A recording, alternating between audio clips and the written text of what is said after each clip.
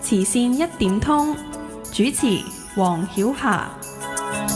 嚟到第四節翻嚟慈善一點通嘅時間，我係黃曉霞。咁今日就好開心啦，繼續請翻阿蔡 Sir， 滾軸溜冰青年學院嘅負責人蔡家齊先生嚟同我哋做個分享嘅，係啦。咁啊，蔡 Sir 頭先都傾咗好耐，即係funding即係資助嘅嘢啦。咁嚟緊你有冇啲資助覺得可以去諗去申請呢？除咗社創之外。其實暫時又未有一個好明確嘅方向住嘅，因為淨係社創基金都已經用咗我哋好多嘅時間同埋心機啊。哦，係啊，咁用咗幾耐嘅時間呢？我咁樣講完，應該就嚇怕晒啲觀眾噶啦。其實嗱，你諗下，我頭先講我唔係第一次就申請成功啦，咁我都已經係用第二次啊。咁一次嘅週期都搞成幾個月嘅喎，搞成半年嘅喎，咁所以我其實前後我由申請到我真係批到我行埋，其實已經差唔多2年嘅時間㗎啦。用咗好多心力。不過我覺得蔡 Sir 都提咗我一句啦，社會價值啦，同埋咧攞咗個資助之後咧，其實你繼續攞政府嘅資助可以去開拓你嘅慈善團體咧，絕對係冇難度嘅，因為政府都會睇你英文叫 track record， 即係睇一睇你個 record 入邊咧，你都曾經申請過咁樣，咁呢個價值亦都係幫到社會，亦都可以幫到人嘅。咁呢度咧，我都覺得有一個可以介紹下嘅資助，嗰個資助就係青年發展基金啦。咁青年發展基金咧都係專為青少年而做嘅。咁入邊咧亦都有啲義工嘅訓練啦、交流啦、兩地啦，或者一啲大型活動都係俾青少年嘅。咁每年都有特定嘅時間咧可以申請嘅。咁如果有興趣嘅朋友，總之係去翻政府嘅網站啦、民政事務處嘅網站，其實都會一一去上載見到嘅，係啦。咁我想問啦，成日都講青年學院啦，咁會唔會做其他類型嘅人呢？係啦。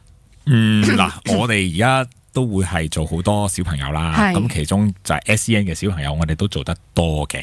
咁我哋比如我哋透過唔同嘅慈善機構，即係可能一啲其他主要係服務 SEN 小朋友嘅慈善機構啦，我哋透過同佢哋嘅合作呢，可以做到更加多嘅社會價值啦。比如嚟緊我哋重陽節10月嘅時間呢，我哋會喺修頓球場室內嘅運動場，我哋又會有一個SEN 小朋友嘅滾軸溜冰比賽。咁呢個已經係第2屆做㗎啦，即係叫捱得過第1屆啦，即係再做嘅第2次做嘅。咁我哋希望啦，今次咧可以令到更加多 SEN 嘅小朋友啦，有一個俾到佢哋一個更加多嘅信心啦，令到佢哋覺得喂，原來好多社會上面嘅體育運動我哋都可以去參與嘅，包括滾軸溜冰。哇！即係第2屆，真係不容易啊！會唔會第3、第4、第5屆？喂，呢個梗係我哋不斷希望繼續做落去啦。因為好現實嘅係小朋友，我哋發現佢參加完第1屆之後呢，佢哋會發現我有一個運動我值得去投入。因為始終 SEN 小朋友佢哋喺呢個社會上面，佢哋要揾一個運動俾佢投入係唔容易嘅。因為你話要送一個 SEN 嘅小朋友去一個我哋叫做成個群體咁去學一個運動啦，一個班入邊啦，咁可能唔係每一個體育機構都會頂得住嘅，因為可能佢嗰位 SEN 嘅小朋友你要一個額外嘅照顧，咁但係嗰個機構佢冇呢個經驗，又或者佢哋冇預計呢件事發生嘅話，咁佢哋係做唔到嘅。咁於是就咁又係一樣啦，叫你不如咁啦，你私人訓練啦，你1對1啦，但係1對1可能個家庭又未必負擔到，同埋對個小朋友嚟講，佢亦都少咗一個同社會溝通嘅機會。咁所以如果我哋而家透過一啲SEN 嘅機構，佢成班嘅小朋友係一齊嚟上堂，咁上完堂之後，佢哋亦都學得識一個運動，並且喺佢自己嘅一啲課餘嘅時間，佢自己可以去練習，自己去玩，對個小朋友嘅成長其實真係有一個好大嘅改變嘅。好啊，咁呢個都一個好嘅提醒啦，咁樣咁想做嗰個運動繼續發展啦。SEN 我都當舊年扶輪社我哋都有贊助你哋去買一啲滾軸溜冰鞋啦。咁我就發現呢，嗰日我都有啲深刻嘅體會嘅。好多家長見到小朋友第一下咧，即係攞住對鞋，即係能夠起身，然後咧就試着嗰刻咧，佢哋好感動同埋好緊張，係啦。咁跟住能夠行到幾步咧，哇！我見啲家長有啲都有淚光啊，係啦。咁我亦都有印象咧，你有個導師咧，好資歷，即係我估係資歷好勁啦。咁佢就一路都好循循善誘去教佢哋啦。同埋有啲可能佢哋個平衡力冇咁好嘅時候，佢都抱起佢嘅。咁呢個印象都令我哋好深刻啊。係啊。咁啊嚟緊啊慈善團體呢度，除咗攞資助之外，有冇啲咩方法去再擴大呢個慈善團體呢？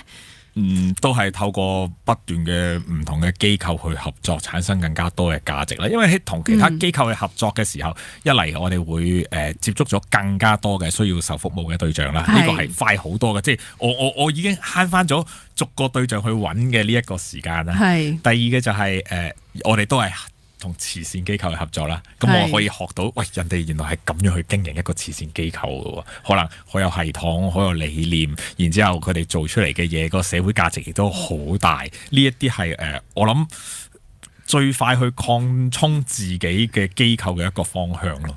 現場朋友聽住啦，唔係一定要去慈善機構打工嘅，做下義工都得嘅，咁就會睇到人哋做緊啲乜嘢啦。未來對滾軸溜冰有冇特別嘅抱負呢？哇，超級多啦！呢個抱負啫，咁要俾阿蔡 Sir 快講啦。即係我成日覺得而家香港社會咧，對所有有碌嘅嘢咧，都係唔友善嘅。點為之唔友善呢？大家可以幻想咧，有一個板車推入一個商業大廈入邊啦，係嘛？或者一架單車要上架地鐵上面咧，都可能係有好多唔知點解要做嘅事，即係對於嗰個用碌嘅使用者，咁滾軸溜冰都係啦。咁我哋其實好希望社會啦，俾多啲嘅空間我哋啦，即係比如其實係咪一啲公園都唔可以踩滾軸溜冰或者踩滑板呢？